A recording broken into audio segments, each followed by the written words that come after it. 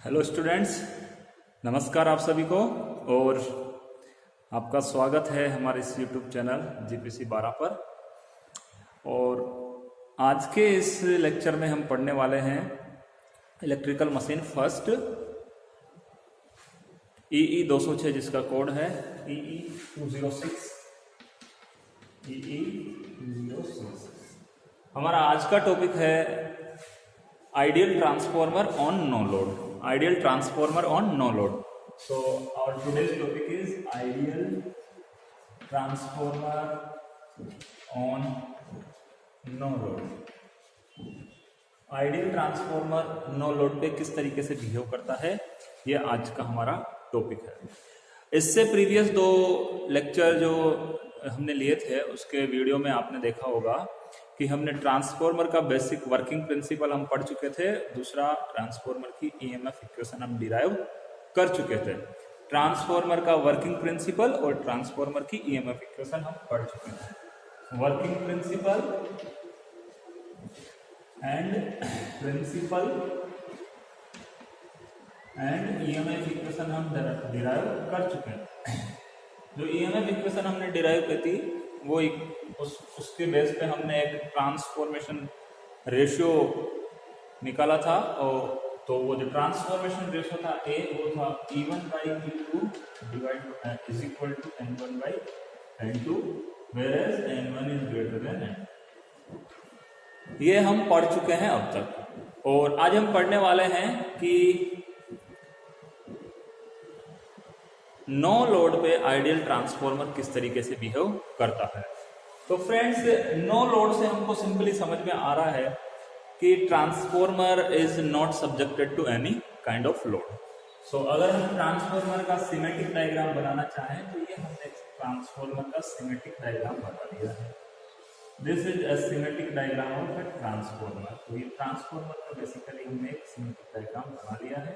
इसको input supply provide कर दी है, यहाँ से करंट फ्लो होगी और जो आउटपुट साइड में है वो हमने कोई लोड नहीं कनेक्ट किया है। ठीक है, आउटपुट साइड में हमने कोई लोड कनेक्ट नहीं किया है। This is open circuit, that's why I2 is equal to 0।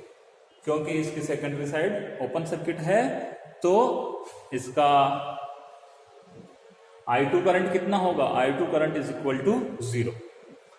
Now होगा क्या, यहाँ पर एक EMF इंड्यूस्ड होगा E1, that E1 is this E1, और यहाँ पर भी एक EMF इंड्यूस्ड होगा E2।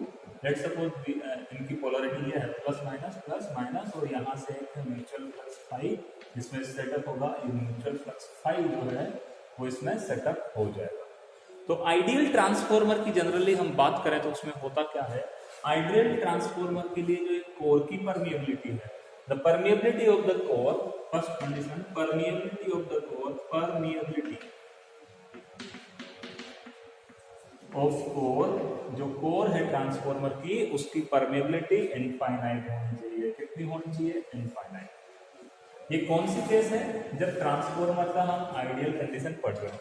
ट्रांसफॉर्मर जब आइडियल हो तो उसके लिए उसकी परमेबिलिटी, दिस कोर की परमेबिलिटी इनफाइनाइट होनी चाहिए। इनफाइनाइट परमेबिलिटी होने से होता क्या है फ्रेंड्स, कि यहाँ पर जितना भी फ्लक्स सेटअप हुआ है, ये जो फ्लक्स सेटअप हुआ है वो फ्लक्स पूरा का पूरा फ्लक्स इस कोर में कन्फाइंड रहेगा। क्या होगा, जितना भी फ्लक्स प्राइमरी वाइंडिंग की वजह से है, इस प्राइमरी MMF की वजह से, suppose it's number of turns N1 और इसके नंबर ऑफ टर्न्स N2 है, तो N1 I1 की वजह से यहाँ से करंट फ्लो हो रही हो, सपोज I1 है, तो N1 I1 MMF की वजह से जो फ्लक्स फाई प्रोड्यूस हुआ है वो पूरा का पूरा फ्लक्स क्या है, इस कोर में कन्फाइंड है, कोई लीकेज फ्लक्स नहीं है। इस केस में क्या होगा, लीकेज फ्लक्स कितना होगा, 0 होगा। अब लीकेज फ्लक्स 0 है, कोर इनफाइनाइट परमेबिलिटी के है, तो कोर में आयरन लॉसेस भी क्या होंगे, 0। तो आयरन लॉसेस कोर के क्या होंगे, 0। PI iron losses in core is 0। कोई आयरन लॉसेस कोर में नहीं होंगे, किसी भी तरह के आयरन लॉसेस कोर में नहीं होंगे। और फोर्थ कंडीशन अगर हम देखें तो क्योंकि हम आइडियल ट्रांसफॉर्मर डिस्कस कर रहे हैं, तो आइडियल ट्रांसफॉर्मर की जो ये वाइंडिंग होगी अगर उसको भी हम आइडियल कंसीडर करें तो there are no copper losses in ideal transformer. ये आपको दिख रहा है क्या, ओके दिख रहा है। तो फोर्थ नंबर का अगर इसकी कंडीशन हम देखना चाहें तो वो क्या होगी, आइडियल ट्रांसफॉर्मर का ये वायर होगा तो इसमें से कॉपर लॉस होंगे इस वायर में, उसका रेजिस्टेंस भी कितना होगा, जीरो। वायर का रेजिस्टेंस अगर जीरो होगा तो कॉपर लॉसेस भी कितने होंगे, जीरो। तो these are the basic condition of an ideal transformer. Ideal transformer की ये सब क्या है, बेसिक कंडीशंस हैं कि ट्रांसफॉर्मर में किसी तरह का कोई रेजिस्टेंस नहीं है, जो ट्रांसफॉर्मर की वाइंडिंग है उसमें उसका रेजिस्टेंस जीरो है तो कॉपर लॉसेस जीरो होंगे। ट्रांसफॉर्मर की कोर की परमेबिलिटी इनफाइनाइट है। अब कोर की परमेबिलिटी इनफाइनाइट है तो कोर लॉसेस जीरो होंगे, जिनको आयरन लॉसेस भी बोलते हैं। इनको आयरन लॉसेस बोलो या फिर कोर लॉसेस बोलो, एक ही बात। आयरन लॉसेस बोलो या फिर कोर लॉसेस बोलो, आपको दिख नहीं रहा है, इसके is equal to P core भी इसको हम बोल सकते हैं। Core losses is equal to iron losses, यहां पर लिखा हुआ है पी कोर लॉसेस, ठीक है। नहीं दिख रहा, आपको दिखा देता हूं, अब आपको दिख रहा होगा। ओके, तो ये कंडीशन है आइडियल ट्रांसफॉर्मर की। यहां पर लीकेज फ्लक्स की वैल्यू कितनी है, जीरो। ओके, ये बात आपको समझ में आ गई। अब हम इसका फेजर डायग्राम बनाना चाहते हैं। एक्चुअली जो हमारा बेसिक चीज है वो है फेजर डायग्राम। तो इसका हम फेजर डायग्राम बना लेते हैं। किस तरीके से इसका फेजर डायग्राम बनेगा, तो फ्रेंड्स इसका फेजर डायग्राम हम बनाना चाहते हैं। फेजर डायग्राम बनाने से पहले हम इसका इक्विवेलेंट सर्किट भी बना लेते हैं ताकि थोड़ा हमें इजी हो। इक्विवेलेंट सर्किट हम बनाते हैं तो फ्रेंड्स जैसे क्या होगा, इक्विवेलेंट सर्किट बनाने के लिए आप देखिए कि यहां से हम बनाते हैं इक्विवेलेंट सर्किट। हम क्या कर रहे हैं, इनपुट से स्टार्ट कर रहे हैं, ये भी इनपुट से हमने स्टार्ट कर दिया। अब जो वाइंडिंग होगी, इस वाइंडिंग का रेजिस्टेंस तो हमने कितना मान लिया, जीरो। तो वाइंडिंग का कोई रेजिस्टेंस नहीं होगा। अगर वाइंडिंग का कोई रेजिस्टेंस नहीं होगा तो R is equal to zero हो गया। लीकेज फ्लक्स भी इस ट्रांसफॉर्मर का जीरो है। लीकेज फ्लक्स अभी हमने देखा आइडियल केस में जीरो होता है, तो जीरो लीकेज फ्लक्स के लिए लीकेज रिएक्टेंस की जो वैल्यू X जो हम यहाँ पर बनाते हैं वो भी क्या होगा, जीरो, तो वो भी यहाँ पर नहीं होगा। फिर तीसरा हम देख रहे हैं कि ट्रांसफॉर्मर में किसी तरह के कोर लॉसेस भी नहीं होते। ट्रांसफॉर्मर में किसी तरह के कोर लॉसेस भी नहीं होते, तो core loss component of transformer भी क्या हो जाएगा, जीरो। पावर का कोर लॉस कंपोनेंट क्या हो जाएगा, जीरो। तो एक्चुअल में हम बनाएंगे तो सिंपली एक मैग्नेटाइजिंग सर्किट हम बना लेंगे। ये मैग्नेटाइजिंग, इसका जो मैग्नेटाइज होने के लिए रेस्पॉन्सिबल होगा वो सर्किट हम बना लेंगे। और वो क्या होगा, ये एक्स जे एक्स है। यहां से कितनी करंट फ्लो होगी, प्राइमरी करंट I1, और ये करंट फ्लो होगी वो होगी I2 डैश। कितनी करंट फ्लो होगी, I2 डैश, ये आपको दिख रहा है I2 डैश। और इसमें कितनी करंट फ्लो होगी, I नोट, और ये I2 डैश होगी जीरो। क्यों होगी I2 डैश जीरो, क्योंकि देखो सेकेंडरी साइड का सर्किट बनेगा, जो सेकेंडरी साइड का सर्किट बनेगा इसके आगे का वो कैसा बनेगा, प्राइमरी से। प्राइमरी सपोज इसको बोल रहे हैं, दिस इज प्राइमरी साइड और ये सेकेंडरी साइड। तो सेकेंडरी साइड का जो सर्किट बनेगा वो किस तरीके का बनेगा, ये बनेगा सेकेंडरी साइड का सर्किट। सपोज ये सेकेंडरी साइड का सर्किट हो गया। सेकेंडरी साइड भी क्योंकि आइडियल ट्रांसफॉर्मर है तो रेजिस्टेंस उसका जीरो, और कोई लोड कनेक्टेड है नहीं, किसी भी तरह का कोई लोड कनेक्टेड है नहीं। तो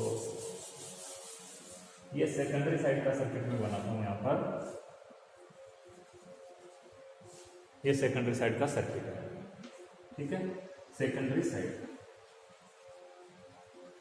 तो सेकेंडरी साइड ओपन सर्किट है तो इसको ओपन सर्किट रख दें। किसी तरह का रेजिस्टेंस वाइंडिंग का होगा नहीं आइडियल केस में। आइडियल केस में किसी तरह का रेजिस्टेंस नहीं होगा तो R is equal to zero हो गया। ये हो गया E2, this is E2, this plus this is minus, and I2 is equal to zero. और यहाँ पर ये I1 हो गया। यहाँ पर कितना वोल्टेज होगा, E1, यहाँ पर कितना होगा, E1। तो ये प्राइमरी साइड का इक्विवेलेंट सर्किट है, ये सेकेंडरी साइड का इक्विवेलेंट सर्किट है। अब इसके बेस पे हम क्या करना चाहते हैं, फेजर डायग्राम बनाना चाहते हैं। तो फेजर डायग्राम के लिए हम जानते हैं कि जो रेफरेंस क्वांटिटी हम लेते हैं, जो रेफरेंस क्वांटिटी हम वो लेते हैं जो कॉमन हो। किसी एक सर्किट में अगर पैरेलल सर्किट है तो पैरेलल सर्किट में वोल्टेज कॉमन होता है सभी ब्रांचेस के अक्रॉस, तो हम क्या लेते हैं, वोल्टेज को कॉमन लेते हैं। सीरीज सर्किट में करंट कॉमन होता है किसी ब्रांचेस लूप में, तो हम करंट को रेफरेंस क्वांटिटी लेते हैं। वैसे ही इस ट्रांसफॉर्मर के केस में देखो, this is primary circuit and this is secondary circuit, और दोनों के बीच में ये जो म्यूचुअल फ्लक्स phi m है इसको म्यूचुअल बोल देते हैं, phi m को म्यूचुअल फ्लक्स फाई एम है, ये क्या है, दोनों में कॉमन है, तो हम इसको क्या कर लेते हैं, इसी को हम रेफरेंस क्वांटिटी कंसीडर कर लेते हैं। तो let suppose this is reference quantity phi M, ये हमने म्यूचुअल फ्लक्स फाई एम को क्या कर लिया, रेफरेंस क्वांटिटी के रूप में कंसीडर कर लिया। अब देखो ये फाई एम होगा, इस फाई एम की वजह से ईएमएफ इंड्यूस्ड हो रहा है E1, फाई एम की वजह से ईएमएफ इंड्यूस्ड हो रहा है E1, that is N1 d phi M by dt, d phi M by dt। और इसकी इक्वेशन हमने निकाली थी, ये जो फाई एम है इसकी कोई phi m is equal to कोई वैल्यू होगी, phi m is equal to phi maximum sine omega t या phi maximum cos omega t, जो हमने ईएमएफ की इक्वेशन में कंसीडर किया था वही यहाँ पर कंसीडर करना है। तो हमने देखा था कि जो ये ईएमएफ E1 है, वो जो फ्लक्स है, इस कोर में जो फ्लक्स सेटअप हुआ है उससे 90 डिग्री आगे रहता है for these reference polarities. In reference polarities के लिए अगर हम उसमें लेंज लॉ ऑलरेडी सेटिस्फाई करके पोलरिटी असाइन करते हैं, तो उसमें जो इंड्यूस्ड ईएमएफ होता है E1 on the concept of circuit theory, E1 क्या होता है, उस फ्लक्स से 90 डिग्री आगे होता है। किसी को अगर ये बात नहीं समझ में आ रही है तो वो क्या करें, वो पीछे के जो हमारे 2 वीडियो बने हुए हैं उन पे लिंक में जाके उन वीडियोस को देखें, वहां से आपको ये बात क्लियरली समझ में आ जाएगी। तो क्या होगा, जो ये E1 है वो फाई एम से 90 डिग्री लीड कर रहा है, तो हम इसको E1 को यहाँ पर बना सकते हैं, ये E1 है जो फाई एम से 90 डिग्री लीड कर रहा है। तो ये फेजर डायग्राम हो गया फ्लक्स और E1 के बीच का। अब जो E2 है वो E2 भी किसकी वजह से प्रोड्यूस हो रहा है, E2 भी इसी फाई एम की वजह से प्रोड्यूस हो रहा है। अगर उसकी इक्वेशन हम लिखें तो E2 is equal to N2 और d phi M by dt, ये E2 की इक्वेशन हो जाएगी। तो E2 भी क्या करेगा, E2 भी क्या करेगा, E2 भी फ्लक्स से 90 डिग्री लीड करेगा, E2 भी फ्लक्स से 90 डिग्री लीड करेगा। अब हमको ये पता करना है कि E2 को हम इसके ऊपर बनाए, इसके नीचे बनाए। तो मैंने कह दिया कि N1 is greater than N2, N1 N2 से बड़ा है। अभी थोड़ी देर पहले हमने ट्रांसफॉर्मेशन रेशियो की इक्वेशन लिखी थी, उस ट्रांसफॉर्मेशन रेशियो की इक्वेशन में हमने देखा था कि जिधर के नंबर ऑफ टर्न्स ज्यादा होते हैं उधर का ही वोल्टेज, इंड्यूस्ड वोल्टेज ज्यादा होता है। तो N1 अगर ज्यादा है तो E1 ज्यादा होगा, तो E2 क्या होगा, कम होगा, इसलिए E2। N1 अगर N2 से ज्यादा होते हैं तो E1 E2 से ज्यादा होता है, इसलिए हमने E2 को E1 के नीचे बना लिया। और क्योंकि ये फ्लक्स से 90 डिग्री लीड करेगा on the basis of circuit theory concept, या फिर जो हमने पढ़ा था, जो मैंने आपको ईएमएफ इक्वेशन डिराइव करते वक्त जो बताया था, उस कांसेप्ट पे बेस है। तो ये E1 E2 का हमने फेजर डायग्राम बना लिया। अब बचा क्या, यहाँ पे फाई आ गया हमारे पास, E1 आ गया, E2 आ गया, बचा क्या I2। I2 तो होती ही 0 है, I2 क्या है, नो लोड के केस में I2 क्या है, 0, तो I2 हम यहाँ पर नहीं बनाएंगे, I2 की वैल्यू 0। अब हमको क्या बनाना है, I1। अब देखो जो हमने इसका सर्किट बनाया, सर्किट इक्विवेलेंट सर्किट जब इसका बनाया, तो इक्विवेलेंट सर्किट में आप देख रहे हो कि I1 is equal to sum of vector sum of I2 dash, vector sum of I2 dash plus I nought, vector sum of I2 dash plus I nought. और ये I2 डैश क्या है, हमने जो ये डिराइव किया था, A is equal to E1 बटा E2 is equal to N1 बटा N2, और एमएमएफ बैलेंस इक्वेशन के अकॉर्डिंग अगर इसको और हम मॉडिफाई करेंगे तो ये होगा I2 बाई I1। तो इस कंसेप्ट पे बेस्ट I2 बाई I1, तो ये एक रिलेशन होता है। जब मैं आपको एमएमएफ बैलेंस इक्वेशन समझाऊंगा तो वहां पर हम देखेंगे कि N1 बटा N2 is equal to I2 बटा I1 का रिलेशन हम प्राप्त करेंगे। तो वो रिलेशन मैं आपको अभी बता देता हूँ, क्योंकि क्या होगा, जो इस I2 का प्राइमरी साइड में, ये जो I2 करंट है, इसका प्राइमरी में रिफ्लेक्शन जो आएगा, प्राइमरी साइड जो रिफ्लेक्शन आएगा वो ही है I2 डैश। तो I2 डैश बटा इस कंसेप्ट के हिसाब से क्या होगा, I2 बटा यहाँ से I2 बाई, ये तो सेकेंडरी साइड की करंट है I2, यहाँ देखो I2 कहाँ की करंट है, सेकेंडरी साइड की करंट है I2, प्राइमरी साइड की करंट कितनी है, I2 डैश। तो I2 divide by I2 dash is equal to, term कैसे हैं, अपोजिट, I2 के सामने N1, तो I2 के सामने N1 divide by primary current कौन सी है, I2 डैश। इस करंट का रिफ्लेक्शन प्राइमरी साइड कौन सा है, I2 करंट का प्राइमरी साइड रिफ्लेक्शन कौन सा है, I2 डैश। तो ये I2 dash N1 divide by N2। तो यहां से क्या होगा, I2 dash is equal to, यहां से अगर हम निकालेंगे तो I2 dash is equal to, I2 dash is equal to हो जाएगा N2 by N1 into I। और हमको पता है N1 ज्यादा है N2 से, N1 is greater than N2, तो ये वैल्यू 1 से कम आएगी। इसका मतलब I2 डेज I2 से हमेशा कम, I2 डेज I2 से हमेशा कम होगा। लेकिन ये किस केस में होगा, जब I2 फ्लो हो रही होगी। ये किस केस में होगा, जब I2 फ्लो हो रही होगी। लेकिन इस केस में तो I2 फ्लो हो ही नहीं रही, I2 फ्लो हो ही नहीं रही है, तो I2 की वैल्यू 0 होगी, तो I2 डेज की वैल्यू कितनी होगी, 0। तो अगर I2 0 है तो I2 डेज भी कितना होगा, 0। इसीलिए मैंने पहले से यहाँ पर I2 डेज कितना लिख दिया, 0। तो इस केस में I2 dash is equal to 0, no load के केस में तो ये तो हो गया 0 प्लस I नोड। तो I1 की वैल्यू किसके बराबर है, I नोड के बराबर। I1 की वैल्यू किसके बराबर है, I नोड के बराबर है। आप सर्किट से भी आप देख सकते हैं, इक्विवेलेंट सर्किट से भी, कि I1 की वैल्यू I नोड के बराबर है। तो I1 की वैल्यू I नोड के बराबर है, और वो है कितनी, I nought is equal to E1 by JXN, E1 by JXN। तो वो E1 बाई JXN आप देखो यहाँ पर नहीं दिख रहा आपको, I nought is equal to, यहाँ पर लिख दो, यहाँ दिख रहा है, ठीक है।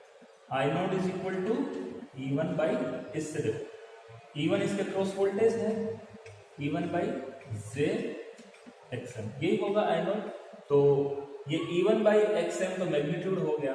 अगर इसका एंगल निकाले तो I नोड किधर होगा, E1 से 90 डिग्री पीछे, क्योंकि इसका एंगल कितना होगा, 90 डिग्री। इसको हम कैसे लिख सकते हैं, इसको अगर हम और इवैल्यूएट करके लिखें तो E1 बाई XM, ये हो गया मैग्नीट्यूड, और एंगल माइनस 90 डिग्री। इसका मतलब क्या होगा, I नोड E1 से 90 डिग्री पीछे है, या I नोड E1 से 90 डिग्री पीछे होगा। That I nought is equal to IM, ये I नोड भी हो गया, और इसको मैग्नेटाइजिंग करंट भी बोल सकते हैं, क्योंकि ये करंट कोर को मैग्नेटाइज करने के काम आ रही है। तो I nought is equal to IM भी हम बोल सकते हैं, I nought is equal to IM भी हम बोल सकते हैं, मैग्नेटाइजिंग करंट कंपोनेंट भी इसको बोल सकते हैं, IM या फिर I नोड। तो ये इस तरीके से हमारा होता है किसका सर्किट, और यही किसके बराबर होगी, I1 के बराबर। तो हमने देख लिया, E1 बना लिया, E2 बना लिया, φm बना लिया, I नोट बना लिया, I2 होगा ही नहीं क्योंकि I2 इज इक्वल टू 0। तो हमारा ट्रांसफॉर्मर जो होगा नो लोड पर इस तरीके से बिहेव करेगा। नो लोड पे ये ट्रांसफॉर्मर का फेजर डायग्राम है, नो लोड पे ट्रांसफॉर्मर का इक्विवेलेंट सर्किट डायग्राम है, नो लोड पे ये ट्रांसफॉर्मर का सिमेट्रिक डायग्राम है। और नो लोड की कंडीशन में जो 4 कंडीशंस मैंने आपको बताई थी, वो कंडीशन सेटिस्फाई होती है। तो नो लोड के केस में ट्रांसफॉर्मर का कंप्लीट डिस्क्रिप्शन मैंने आपको बता दिया है। और आज के लेक्चर को हम यहीं पर एंड करते हैं। Thank you very much. अगर आपको पसंद आए तो इस वीडियो को लाइक जरूर करें।